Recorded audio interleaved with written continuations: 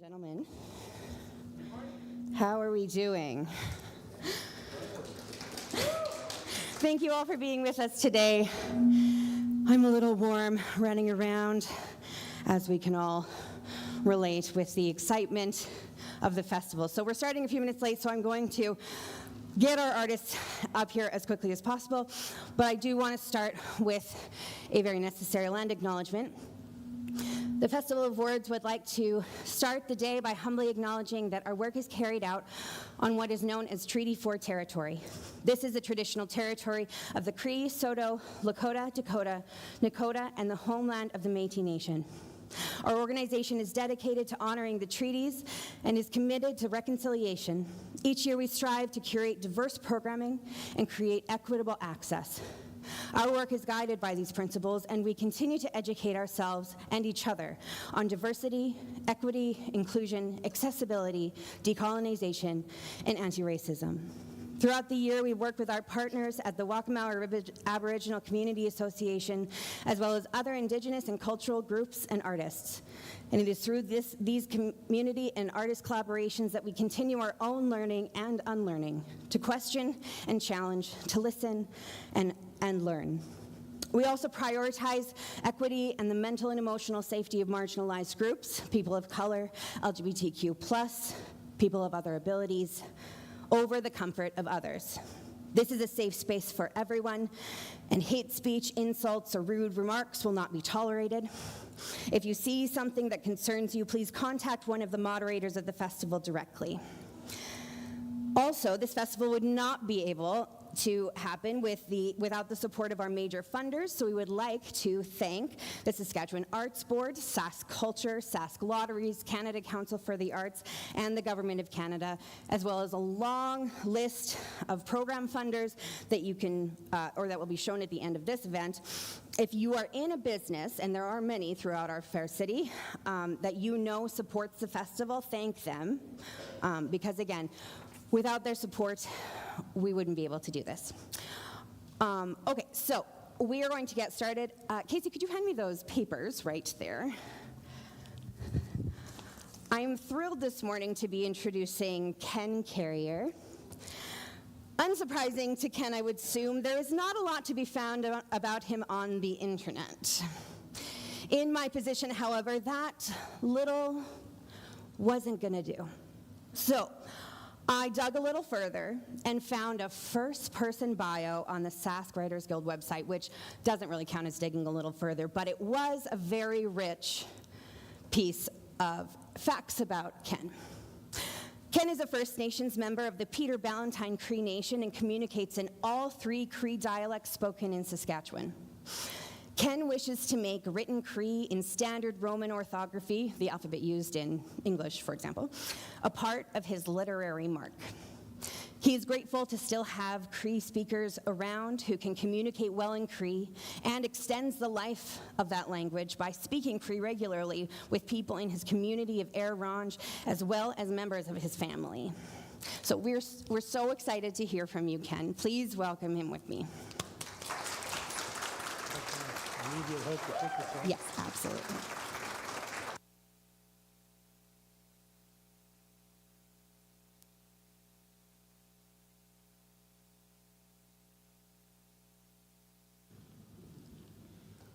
Okay, sounds like we're ready to go. I think so. Anyway, there's the, oh, by the way, I just want to thank you all for showing up. Yeah, thanks for that. Yeah, like she said, I actually come from Air Range, and I drove up from there all by myself. I dropped off my 2 big dogs in Saskatoon at a kennel, and I drove the rest of the way up to Regina to visit my daughter and my son, and lots of feedback here, and my 2 grandchildren and son-in-law. So it was nice to meet family. So I got here, and I'm here now. So I'm going to talk about this book. It's got a bunch. They've got quite a few copies downstairs. It's a very well organized book thing. So this is what it looks like. And so I picked, because of these readers that or the people who I'm reading with, I had to pick something that I wanted to maybe promote something on my book, and then at the same time maybe speak of something they might enjoy. So what I've got up here on the screen. Adjust your mic a little bit. Try that. Yeah, try now. Okay. Can everyone hear me back there? Okay. Now, how I got started with this book, it's an interesting little thing when you consider what happened. I actually went to university in a place called Sir George Williams University, and it got changed to Concordia. And I arrived there in 1970. I came right out of the bush. I was working in a bush camp at Uranium City at a summer job, trying to raise money for my tuition, and I had a place to stay. My sisters lived there, so I always had a backup. And so anyway, that's where I got my education, post-secondary. And like the rest of the students I was with, they were doing a collegial program. I came out of Saskatchewan. They put me in second year CJEP. And all these CJEP people that I was with, I was making friends as I was going along. There was, like the cosmopolitan city that it is, half the time you don't know which country these people come from. And also, it was a year after I guess the Sir George Williams University got the Caribbean students all really, really worked up from Trinidad, and I'm not sure whether they're Caribbean islands where they came from, but they got worked up over some racism that they were facing there in the university. So they burnt down the computer center. I don't know if anybody here has heard about it. It was about the 9th floor on the Hall building. And if that wasn't enough excitement to arrive in a city like that, the FLQ I think they had just killed one of the ministers for the government of, I think at the time it was Henri Bourassa, was the premier, and his party, Liberals, I think, he was captured by them and he was held, and then he was killed by the Front de Libération de Québec, FLQ. These were a revolutionary group. And then the other thing that happened was they also decided to kill, or they also captured a British minister from the British government. So that was all the excitement that went on. And there was soldiers in the Hall building where I was going in, and they were all fully armed, and there were tanks going up and down Sherbrooke Street, and they were ready to kill all the revolutionaries that were running around the city, which they weren't. There was nobody there. As far as that. But anyway, it was pretty exciting. That's what I got into. And then after I graduated, I got a job in Ottawa, and back then Ottawa was beautiful because there was none of that glass and high-rise buildings there that you see now. There was nothing like that. It was just nice little town to go to. So I enjoyed it there. I enjoyed working there. But I still felt a homesickness for the West. There was a strong drive for me to come back to Saskatchewan, to the prairies. Well, not the prairies. I didn't really ever like the prairies all that much. I'm a bushman. I'm a bushman. I like being with a moose. And as you read up here, yes, I did work for Parks Canada.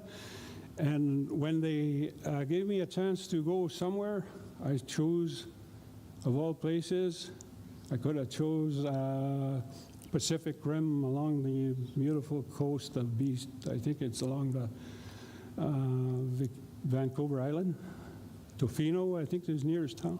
I could have chose that. But instead I chose the Wood Buffalo National Park. And the reason why I liked the idea of going there was to meet a guy named Snowbird Martin. And that's one of my main, he was my hero right from the start when I first started reading. And I just loved what the story was about. It. And it was written up by an old, way back then he was young, but I think he still might be around, Tom Halderman. He was a journalist who went up to Fort Chipewyan and met Snowbird, and he went out on the land with him. And the title of his work was "A Cold, Hard Way to Make a Measly Buck." That's the title, because Snowbird Martin, he lived right off the land. He was a moose hunter, and he fished, trapped, and did all those things. But accordingly, he never killed any of those wood buffalo that were in the park.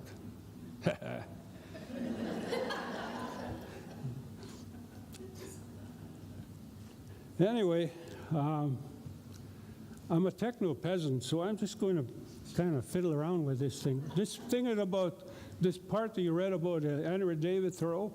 When I was working in the park, I was their hero in Parks Canada. All those naturalists that were there, they thought he was a god, which he might be, I don't know.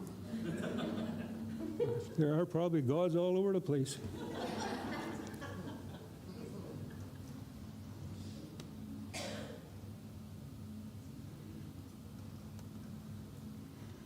Okay. Did I go backwards? I think I did. Well, this thing is really sucks, so. Yeah, come on, help me if you have it.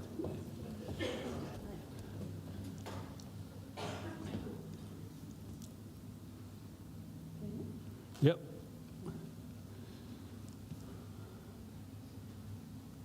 Okay, I better read it from here then. Okay, this is a story that I have in my book, going on a canoe trip with my great uncle Albert Plett. How am I doing for time here? 5 minutes? Oh, I better talk fast. Anyway, Albert Plett was an old trapper. My dad had hired him to look after his sled dogs on an island on Cumberland Lake, which he did for many years. And so one summer, after the Squaw Rapids Dam, I'm going to use that word, Squaw Rapids, because that's what it was called in my time. Now it's been changed to Hebe Campbell Dam. That's just was built on the Saskatchewan River. And once that was built, our delta, which is the Saskatchewan River Delta, that starts right just below the dam and ends up all the way down to a place called Grand Rapids, just at Lake Winnipeg. So it's a long delta. Everything is just nice and flat there, and there's a lot of the pristine environment for growing up there. You can just imagine how many animals would be in that area. So we had lots of moose. And this vest that I'm wearing, my mother made this 2 years before she passed away. And I wear it now with, I don't know, it's like putting on a skin of a god. I guess that's what you would feel like after you wear it. After I wear this, because she was a very religious person. She practiced the Catholic faith to no end. And at the same time, there was a spirituality that was tied up to her land, because it was the land that gave her the spirituality. The Catholic faith gave her the religion. And that religion, she actually practiced she went to church regularly. She even got me involved because I was an easy target. You come along, you're going to be an altar boy, you're going to do that. And then eventually I became a sacrament. I received a sacrament after I had my confirmation on a whole bit. And then going back to that, I was going to say something about my experience in Quebec. And one of the swear words I heard a lot in Quebec was sacrament. And if you know how that translates to English, it says sacrament. Okay? The other one is tabernacle. It's another word that they used a lot in Quebec.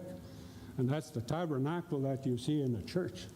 So I knew all these, all of a sudden I was just flabbergasted by all these swear words in the Quebec language that were related to the parts of that church, you know, like, why are they so angry at the church? I thought it was, for me, okay, it was my experience. But then, I went on this moose hunting trip with my great uncle. He introduced me to a spirituality that just stuck with me after that. And that was when he actually, I'm not going to touch that, I'm just going to talk. When we were canoeing along these places were getting, how much time? 1 minute, okay. So I had enough time I have enough time now to say it. He actually said something to me in Cree. He said, "Kimatsustawa na musa." And to me, he was asking me, do you feel the spirit of a moose? And so that stuck with me since I was a kid. I said, okay, the spirit of a moose. Talking about spirits. What about this in the church? They talk about the Holy Spirit. And I thought, well, I'm just a kid, eh? So this Holy Spirit, this moose has a Holy Spirit in it, like he's got a spirit. And so it stuck with me for all these years that the moose would have a spirit. And I thought about it many years later. Yes, there are many spirits for sure. And one of them has to be a moose.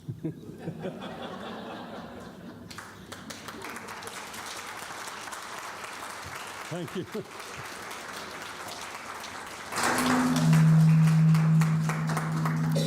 You can just take it off.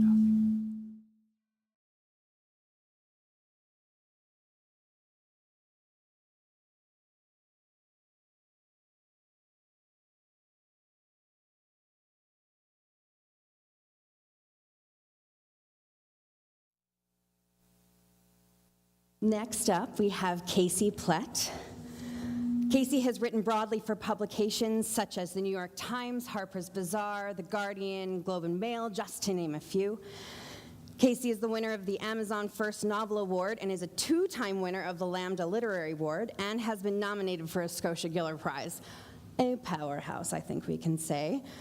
Casey and I are the same age. And birthday neighbors at that. I was born just 9 days before you. And I don't know if she'll agree, but this kind of third life stage is a very odd one.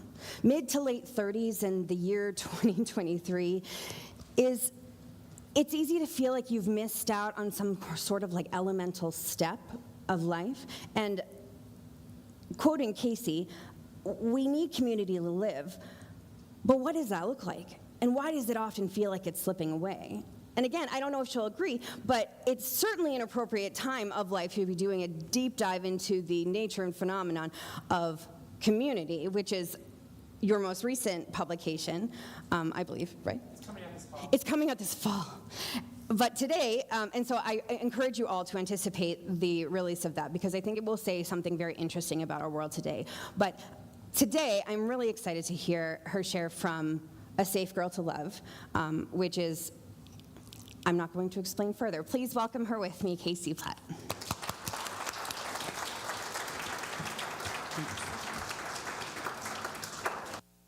Thank you so much. Can everyone hear me okay? Is this working? It's working? All right, amazing. Okay. I think I'm going to put Back toward the screen, just step back. here. That's okay? Yeah. I have to stay here. I think if you just right in front of the screen, or can the screen go up? Okay, no worries. I'll stay here. That's no problem. Okay, cool. Hello, everybody. I am, thank you for that wonderful introduction. I am Casey.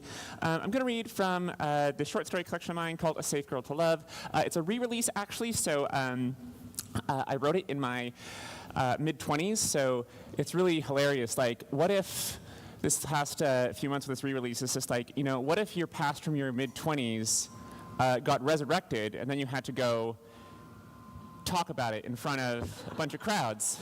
It's a very humbling experience. Anyway, I'm going to read from this story called Not Bleak, which is about, okay, thank you. I like to kind of, not very stable in so many ways. But I'm going to read from this story called Not Bleak. It takes place a little bit towards the end of the story. And this story, it takes place in a university town in North Dakota. And it's mostly about this friendship between these two women, Carla and Zeke. And so what you need to know is that Carla, she's lived in this town all her life. She's a little crabby. She's a little sharp around the edges. And Zeke is this stranger who has come and stayed with them. And sort of this strange, mysterious woman. She's from a Mennonite background. And they sort of become friends against all odds. The sort of linchpin of the story is that at the beginning of the story, someone has stolen Carla's passport and her hormones. They're all trans, by the way, and they don't never really know who did it. And also, for some reason, a hair clip that meant a lot to Carla. So that's sort of what's hovering around in the background of the story. And they are about to. They've just left a party, and they are going into a car to get high. Liam is also, there's also a character named Liam. Liam is Carla's boyfriend. We went out to the Jetta, and an old man came out on his porch and turned his light on, blinking. There was only the sound of crickets, and Liam slapped a lone mosquito. Smashed as I was, I drove a block forward just because. Liam broke the silence and muttered something to Zeke about finishing a story, and Zeke was like, "Oh, right." I parked the car, and Liam resumed looking for his bag. And Zeke said, she said, "So I knew this doctor in Minneapolis. I think he was part of a gay health project. And I asked him if he'd ever taken care of any Mennonites. And he said he'd once worked out in South Dakota during an early part of his medical training. This was in the early 90s. And he ended up taking care of this Hutterite man who'd gotten AIDS. He had been driving into the city to mess around or whatever. And when he found out, they threw him out, obviously. But when he was diagnosed later, the community let him back in. And this Hutterite guy, his ex-wife took care of him and took him to all his appointments and stuff, and everybody cared for him until he died. And so the doctor told me, he always wondered, did they let him go back to church? Did he have to go back to church? Were they nice to him, or was it just cold? To be fair, Zeke continued, obviously I wonder the same. But the odd thing about this doctor was that he loved this story. You could tell he hung on to it. And geez, you should have seen him when I asked him about Mennonites in the first place. He said it gave him a really positive impression of my church and my community, which is very weird because my family's not Hutterite, but whatever. And he said that it obviously showed they could make room for tolerance in their beliefs. The doctor had this story he told, she continued, and you could tell he told it often, and that he loved us for it. And I know it's ungrateful, maybe it's petulant, maybe, I know, but I can't stand that.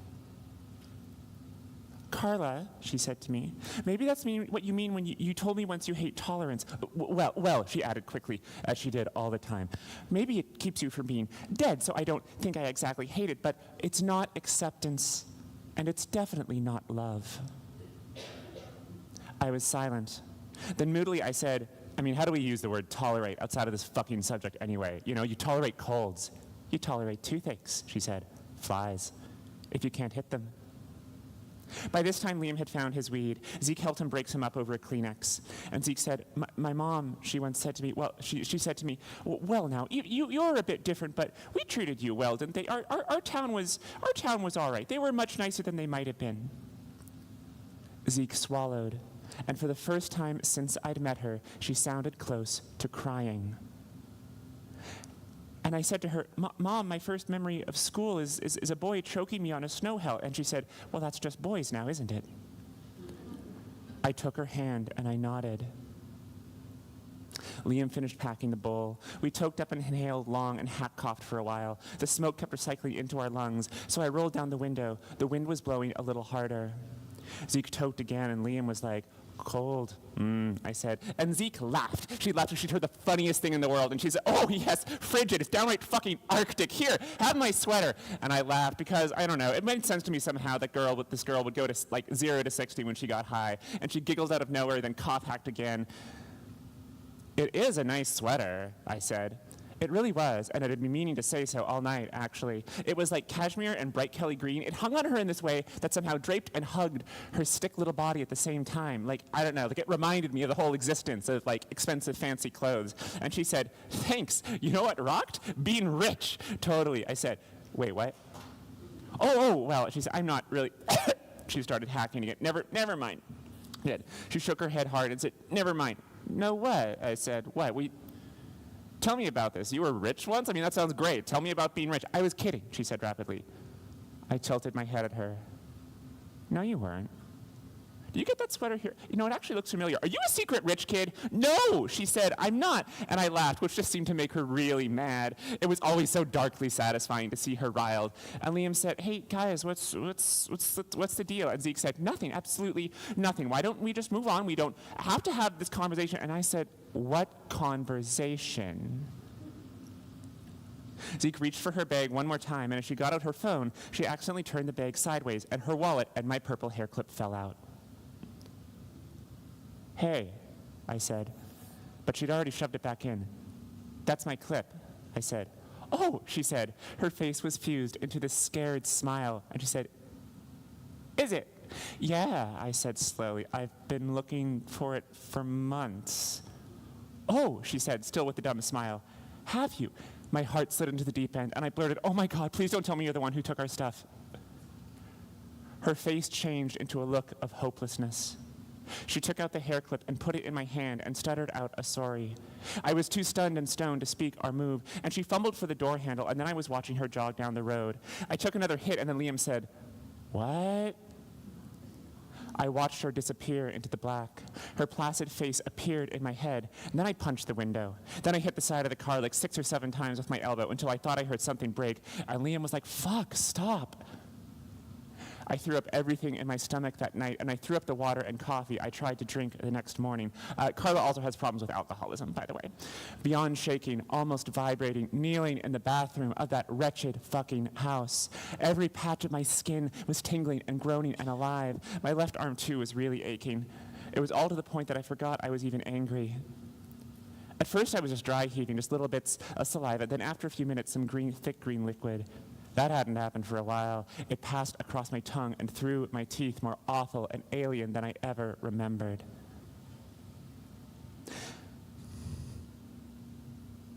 I'm not even sure why we were so angry about the passport thing. It's not like we use them anymore. The hormones, though, more than I thought about it, that really did piss me off. How much time do I have? 2, amazing.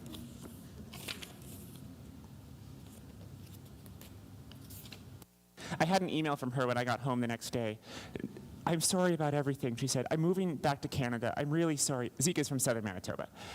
The cowardly truth, the awful, weak truth of me is that my parents had stopped talking to me and I was scared out of my mind, and I can't even begin to tell you how sorry I am, and I know I can't beg your forgiveness, but please don't. It went on like that for a while, like blah, blah, blah. You became so important to me, blah, blah, blah. I always knew in my heart that whatever.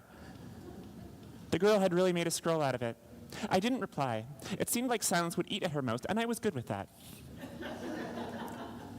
A few days later, I took out my phone and looked back at the email from her, and I typed a simple, fuck you, and hit send.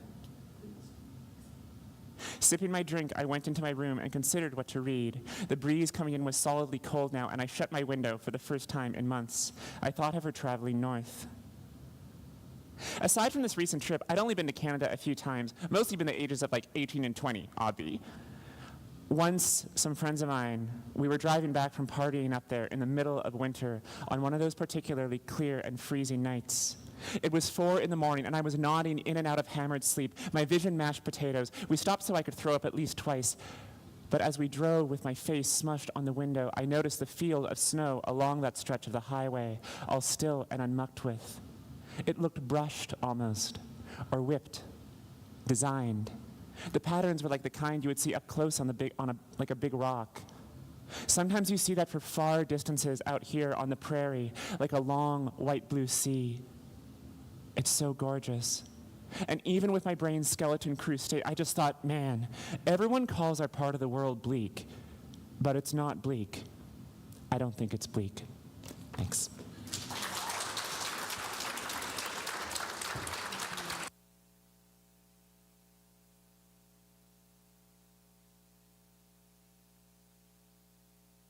Thank you, Casey. Last up, we have Ali Hassan.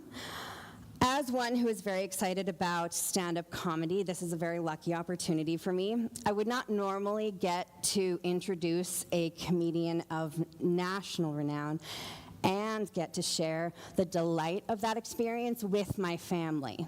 But thanks to your work on the CBC, both my parents know of your work. It's a really big deal for me. So thank you. Thank you for your, broad influence. As most of us know, Ali is a Canadian comedian, the host of Laugh Out Loud, the frequent guest host on shows such as Q and As It Happens, and the host of Canada Reads, which I don't think I need to explain.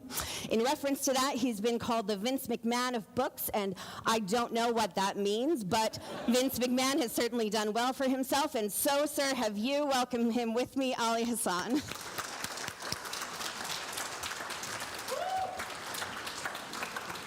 Thank you, Hannah. That's great. That introduction really encapsulates my career in Canada. I just meet people who constantly tell me, my parents really love you.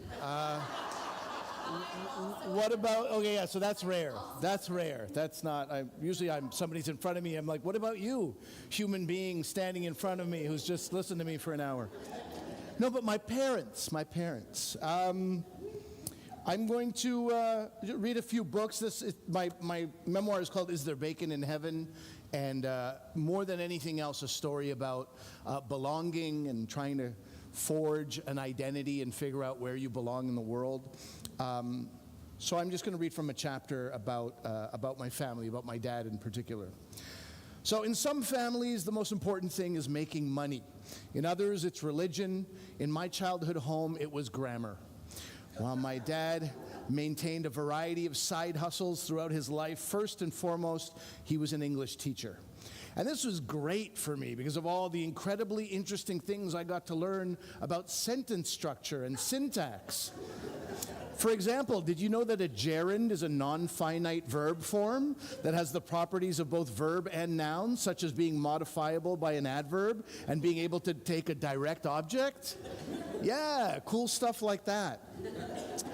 I am being a bit of a jerk right now. Realistically, I wouldn't have been able to write this book without Dad's constant coaching throughout my life. It was helpful, but at times a little restrictive. Double negatives were a no-no in our house, and you'd always need to plan how your sentences were going to end before they came out of your mouth. Dad, where's the turkey at? No, you cannot end a sentence with a preposition. Dad, I just need some turkey to make a sandwich with. You did it again! Oh, damn. Fine, with which to make a sandwich? The other way to live with my dad's constant grammar rules was to have a sense of humor about them. Father, where doth said turkey lie? Might I procure for myself a breaded meal of some sort? By the time I found the turkey, I didn't even want it anymore. And above and beyond grammar, education was truly important in our family. I come from a lineage that has always valued academia and higher learning. And so high, in fact, that even after I completed university, my dad never missed a chance to remind me, you only have a bachelor's degree. A bachelor's degree is nothing. I know, Dad, I have one, and for the last 2 years I've been selling video equipment full-time at a place called Future Shop. As a person who eventually got an MBA and an IT degree, neither of which I use today, I can't say I wholeheartedly agree about the value of education. This next part, I'm going to skip over it. It's about Bollywood porn, and it's early, despite the fandom there. It's early in the morning, and then I'll hijack the Q&A. Everybody's going to be like, what position were they in? And I don't want to... The point of that section really is that even at age 12, while I watched the most mind-blowing thing in my life, which was a VHS cassette of Bollywood porn with a friend of mine, rather than being amazed that, wow, I can't believe brown people have sex, I took umbrage with some of the bad grammar in that porn. So that's really, you're up to speed. Interestingly, while my dad was a very articulate man, he also had a real love for swearing. And yet it somehow was the classiest swearing you'd ever hear. Those sons of bitches for whom I have reserved only the highest of contempt. My mom, on the other hand, had an obscenely clean mouth. I quite literally only heard her swear once in my entire life, and it didn't even really count. She was dealing with some unbearable administrative officer at her work, someone who thought very highly of herself and went out of her way to demean secretaries. My mom was one of them. My mom was absolutely fed up with this person and finally said one day, "That woman is a real bitch type person." Ah, Mom, so close, but you just couldn't stick that landing, huh? There was no way my mother could allow the B word to just stand out there on its own. So education was a constant in my home. Islam, however, existed more on the periphery. It was present in the margins of the document of my life. I wasn't raised in a religious Muslim household. I certainly didn't take the opportunity, read challenge of practicing on my own. And much like education, religion doesn't always make an impact when you're a kid. Muslims, you may know, are required to pray 5 times a day. And I remember thinking as a kid, gosh, that's a lot of praying. And now as an adult in my late 40s, I think, gosh, that's a lot of bending. I would have been so much more flexible if I'd been observant. We did have observant extended family members who would come to visit. Inevitably, if you're a practicing Muslim, your visit to somebody's home will overlap with at least one prayer time. And my father would always provide these guests with one of our mildly used prayer mats, point them towards Mecca, the direction in which you're supposed to pray, and then politely decline their offers to join them. It was Dad's twist on the old, after you, no, after you. His was more, after you, no, only you. One aspect of Islam that we did observe was Eid. And if you know, it's a very important Muslim holiday. In essence, it's like Muslim Christmas. It's the biggest holiday of the year, but twice. And we have 2 different Eids, but both times they are called the same thing. It's reminiscent of a time when the Canadian Football League had 2 teams that were both named the Rough Riders. The entire league only consists of 9 teams. 2 different teams in 2 completely different places in the country, same name. I remember occasionally thinking that Eid might do well with a sexy rebrand and it needn't go down the Rough Riders route. I mean, I was 8. I probably didn't use the word sexy rebrand. But Eid was also the only time that I would see my father pray. We'd get in the car and biannually we would drive to a converted hockey arena for Eid prayers. And because my family had a habit of always being late, Mom and Dad both had this habit, but they blamed each other, we needed to go to the largest prayer gathering in the city to guarantee ourselves a spot, no matter what time we rolled in. And reminiscent of what Ken was talking about Quebec, this arena, on a side note, was called the Paul Sauvé Arena, and it was named after a former Quebecois premier and leader of the right-wing Union Nationale Party. And that arena staged wrestling matches in the 70s, and Jimi Hendrix even played a concert there. But I can't help but feeling that members of this nationalistic party, while having no problem with men in their underwear throwing each other around, or a black man playing guitar high on LSD in their leader's arena, would have drawn the line at Muslims praying to Allah. And during that car ride, my father would embarrassingly have to remind me of the prayers I'd need to do. Embarrassing for the both of us. And in that arena, I'd wonder why it was so difficult for me to stay in a prayer position on my knees. Like men in their 90s looked as if they'd been born in that position, where I was wincing 5 minutes into a 1-hour sermon. This kneeling butt to heel is called the hero position in yoga, by the way. And I know that because when I couldn't do it in a yoga class and was made to feel like quite the non-hero, I made a mental note to hate yoga a little bit more. The full story, what is that? What did that say? I don't have my glasses on. That said nothing? Okay. The full story is that Eid al-Fitr is the festival to break the fast, as it follows the month of Ramadan, the holy month in the Muslim lunar calendar, in which Muslims fast from sunup to sundown for 30 days. Eid al-Adha is the festival to commemorate when the Prophet Abraham, depending on your interpretation, either had a dream or received a command from God to sacrifice the eldest of his 2 sons, Ishmael, as a show of obedience to God. It's considered the holier Eid of the two, which as a father of 2 sons makes a lot of sense to me. FYI, for those of you on the edge of your seats about how this Abraham story ends, just before Abraham could sacrifice his son, God replaced the boy with a lamb to sacrifice instead. And as you can imagine, Eid has become a time of great fear for lamb everywhere. Lamb consumption notwithstanding, my practice of religion was perfunctory and performative, and while I can't claim that it was genetic, it did feel like something I inherited from my parents. My mother's connection to Islam was fairly private. She would go pray in her room occasionally and not make a big deal of it. We'd barely know that she was gone at all. And Dad only seemed to remember Islam during the holidays. But I found out after his death that my father used to send money back to Pakistan every year to a religious peer that he once knew. And a peer is a Sufi saint who guides and teaches disciples of Sufism, which is by far the most spiritual and mystical of any Muslim practice, so much so that many Muslims don't regard Sufis as followers of Islam at all. So I guess my dad met this man on one of his trips to Pakistan and liked the cut of his jib. And it also meant that my dad had a connection to Islam after all. But where did that leave me? And what could I possibly pass on from that to my own children? Thank you so much.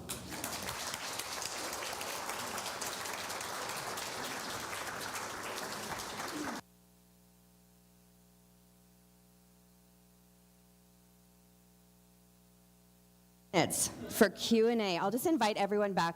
Casey and Ken, I'll invite you back up here. If you want to grab stools, you can pull up. We have a few minutes for questions. Now, the lights. I'll just pop this on you. Maybe come over here. There you go. Do we have some questions for our friends?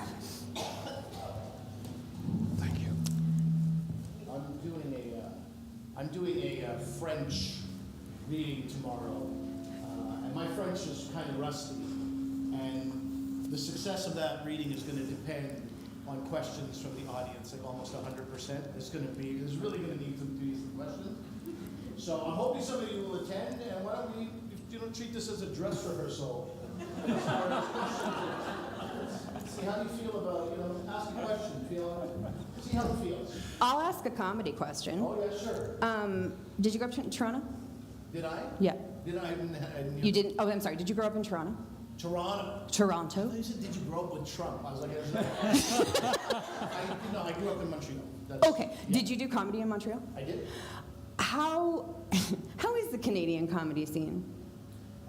What perspective are you asking from? I mean, that's a good question. Loved it. Obviously. Was it fun to come up in? Like, because you got to put in so much work and time. Yeah. And was that grueling, as I imagine it is, or did Canada kind of soften the grueling part of that? No, there's less stages, even in Toronto, there's less, you can get on maybe 3 times a night if you're really hustling, whereas in New York it could be 5 to 7 times. So there's less gruel, not the oatmeal porridge type of food, but there's less. Is that even a word? Gruel? Yeah. But I think at the end of the day, comedy is something you really need to do. If you don't need to do it, there's many other ways to make yourself, vulnerable in front of human beings. So, I throughout the years, people have been like, oh, yeah, I live in Brampton, I live in the suburbs of Toronto. I want to do stand-up comedy, but I hear it's like the parking is really tough downtown. Don't do comedy. If parking is your concern, this gets way, way worse. So I never considered it grueling because I wanted to do it, and I needed to do it. There was no other, Thank you. Yes. Casey, you said your book's being re-released, so what's that process like? Can you hear me? Arm has to go higher if you want to. Amazing. Alrighty. It was awesome because I got to sell a book that I didn't have to write. It was already written. It was so good. I really recommend it highly, by the way. Yeah. You can get paid for stuff that you already did years ago. It was a little, to answer it a little more seriously, it was a little weird. I was kind of sort of dreading it at first because like, oh man, like I wrote this like 10 years ago and I don't want to hang out with myself from 10 years ago, like do you, does anybody? Probably not, And so I was dreading a little kind of like reread, and I had to reread it, I had to write a foreword, and then I had to do copy edits again, and so I ended up rereading it a few times. But I ended up sort of being like, well, sometimes I'd be like, this is good. Like, has anybody read this? Like, oh, look at this. Like, hey, this is all right. But also, like, I think I sort of became somewhat disturbed by how easily I was ready to kind of like, sort of like, dread confronting what my younger self had written, and it made me think a little bit about how we treat sort of very young artists. I was very young when that book got put out. I was like 27, which is obscenely young for a fiction writer to just like have a book come out. And it makes me think sometimes about how we talk about, especially in the book world, sort of like how we talk about very young creators. And I was like, there's something a little, maybe a little sad about that, So that's kind of what I came up. I don't know. I remember like, there's like an op-ed in the New York Times that was like, should there be a minimum age for writing a memoir? And like, I don't know, like, was Taylor Swift too young to write Red? No. And she wrote it when she was 21, and Red rules. That's my takeaway. Red is one of the best Taylor Swift albums, and she wrote it at 21. That's my answer to your question.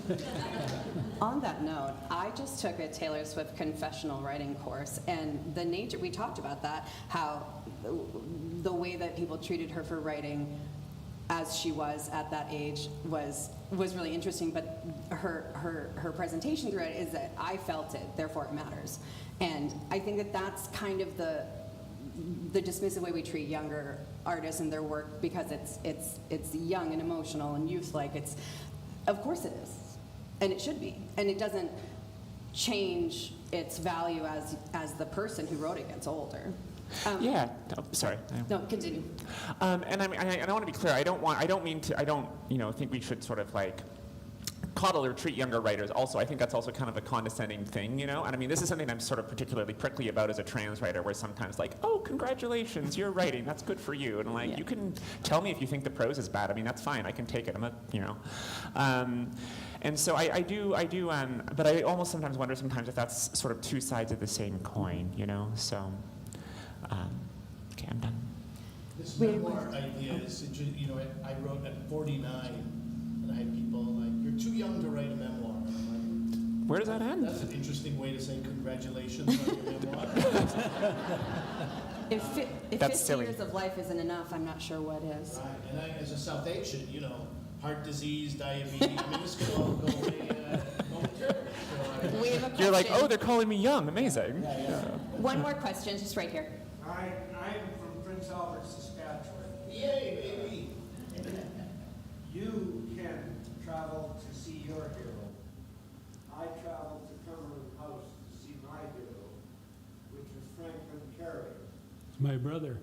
He's your brother. And he's, one thing about Franklin is when he was younger, he started working on a trap line 50 air miles away from the community where we grew up. So they used dog teams to get to that place, but they had to break trail to get there. So when he was about 14, he went out with my dad, and he actually broke trail for the dog teams to get to that trap line way out there. And as the years went by, he used those skills to show that, to win at the King Trapper events in Prince Albert, the Paw, Meadow Lake. In Meadow Lake, he carried 1,200 pounds of flour on his back on a contest, which he won, of course. Nobody else would want to try 1,200 pounds. But anyway, that's what he did. Like he was very athletic, very strong. But the thing that got me was how he drove those dogs, and my dad, the way they drove those dogs. Like they just like, wow, how do they do this? But that's just the way it is. They talked to those dogs, fed them well, looked after them, and those dogs returned that favor. That's how you treat animals, like with great respect. What they did, I didn't see them yelling or screaming or trying to whip their dogs. They just took care of them, and they worked with them. And those dogs carried them all over the place. I mean, the young people now, they don't appreciate those things because they have these high-powered snow machines now that bomb around all over the place. I think they're big heroes out there making all that noise along my, where I live at Air Range, along Lac La Ronge there. They just bomb up and down and make all kinds of racket all hours of the day, which really turns me off. Can I ask you, did he write? How do you know about his book? How do I know about it? Yeah. Well, I'm from Prince Albert, and of course, he came briefly to our school to take some education. But Franklin also was King Trapper and would come to the events. We went to Cumberland House on a canoe trip, and Franklin Carriere sort of helped us, guide us around a little bit. And he made me the sweetest tea I've ever had, and the best tea on the shore in Cumberland. In my book, there's 2 parts to it, and there's an interview with Franklin talking about that experience I was just telling you about, the dog teams and catching those big sturgeon on the Saskatchewan River, how much work that was. And everything was, this was before they had outboard motors. Everything was paddle. So when he was picked for that cross-country canoe race that started off at Rocky Mountain House and ended at in Montreal, and they had a big race right at Lac Lachine or some Lachine there. That's where they ended up anyway, at Lachine in Montreal. And in that canoe trip, he was I think he was the bowman for the team. So he had to navigate that canoe as much as he knew the waterways all the way down through the Great Lakes and up in Lake Winnipeg and Saskatchewan River. So it was a tremendous. Pardon me? Frank's on the cover of the book. Yes, he was just young then. Yeah. Thank you all so much for coming. These wonderful people are going to be downstairs in the book room to continue speaking with and get your book signed. A portion of the proceeds from the book go back to the festival, so buy them now, not later. The story. Thank you so much.